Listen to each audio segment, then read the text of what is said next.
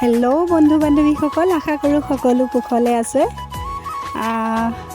আজি মই তাঁত বোৱা ভিডিঅ'টো দিলোঁ, আপোনালোক সকলোৱে চাব স্কিপ নকৰাকৈ।